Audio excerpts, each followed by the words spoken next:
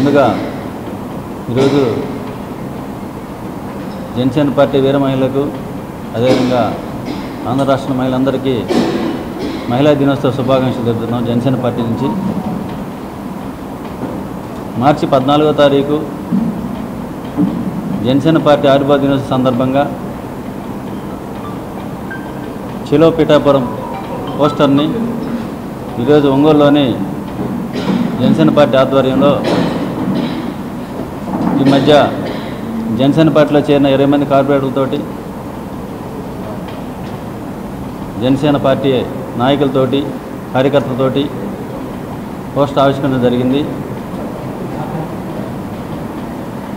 11 వసంతాలు పూర్తి చేసుకొని 12వ వసంతం అడుగు పెడుతున్న జనసేన పార్టీ గత 11 సంవత్సరాలు ఎన్నో పోరాటాలు చేసి ఈరోజు రాష్ట్రంలో కాకుండా దేశంలోనే 100% స్ట్రైక్ రేట్ సాధించిన ఏకైక పార్టీ ఏదంటే అది జనసేన పార్టీ మాత్రమే. ఈ కూటమి ప్రభుత్వం ఏర్పడడానికి ముఖ్యంగా పనిచేసింది పవన్ కళ్యాణ్ గారు మాత్రమే. కూటమి ప్రభుత్వం అధికారంలోకి వచ్చిన తర్వాత గత ఆవిర్భావ దినోత్సవం పవన్ కళ్యాణ్ చెప్పడం జరిగింది, ఈసారి మన విజయోత్సవ వేడుకలు ఆవిర్భావ దినోత్సవం చేసుకుందామని పవన్ కళ్యాణ్ గారు చెప్పినట్టు విజయం సాధించాం. ఈరోజు ఆయన గెలుపొంది పిఠాపురంలో ఆవిర్భావ దినోత్సవ వేడుకలు చేసుకోవడం జనసేన పార్టీకే కాదు యావత్ రాష్ట్రంలో ఉన్న జనసేన పార్టీ అభిమానులకు ఓటర్లకు అందరూ కూడా ఆనందగ్గ విషయం. కాబట్టి ఈ పిఠాపురంలో జరగబోయే ఆవిర్భావ దినోత్సవాన్ని పురస్కరించుకొని ప్రకాశం జిల్లా నుంచి అత్యధిక సంఖ్యలో వెళ్ళే విధంగా బాలినేని శ్రీనివాస్ గారి నాయకత్వంలో రేపు జరగబోయే పిఠాపురం మహాసభకి తగిన ఏర్పాట్లు మేము త్వరలో ప్రకటిస్తాము. శ్రీనివాసరెడ్డి గారితో అందరితో మాట్లాడి జనసేన పార్టీ అందరం కలిసి మాట్లాడుకొని ఏమేమి ఏర్పాట్లు చేయాలో దాన్ని బట్టి త్వరలో ప్రకటిస్తాం. ఈ వేడుకను రాష్ట్రం అంతా కూడా జనసేన పార్టీలో ఆనందం వెలువరిస్తుంది.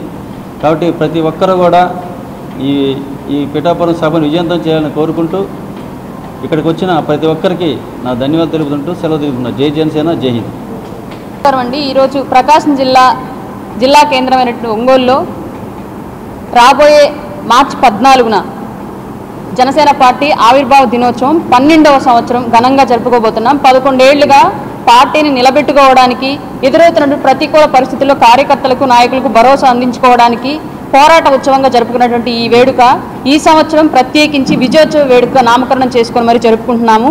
దీనికి రాష్ట్ర నలుమూలల నుంచి అలాగే విదేశాల నుంచి కూడా జన సైనికులు అందరూ కూడా పెద్ద ఎత్తున ఈ కార్యక్రమంలో పాల్గొని పవన్ కళ్యాణ్ గారితో పాటు ఈ వేడుకలో పాల్పంచుకోబోతున్నారు.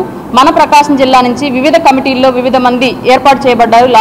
లాజిస్టిక్స్ కమిటీ అని, అలాగే సమన్వయ కమిటీ అని, క్రౌడ్ మేనేజ్మెంట్ కమిటీ అని, ఇలా అన్ని రంగాల్లో అన్ని కమిటీల్లో కూడా వివిధ నాయకులను ఏర్పాటు చేయడం జరిగింది. ఈ కమిటీలన్నింటినీ కూడా సమన్వయం చేసుకుంటూ మెయిన్ కమిటీలో మన జిల్లా నుంచి ప్రత్యేకించి రీసెంట్గానే జనసేన పార్టీలోకి వచ్చినటువంటి పెద్దలు గౌరవనీయులైనటువంటి బాలినేని శ్రీనివాసరెడ్డి గారిని ఏర్పాటు చేయడం జరిగింది.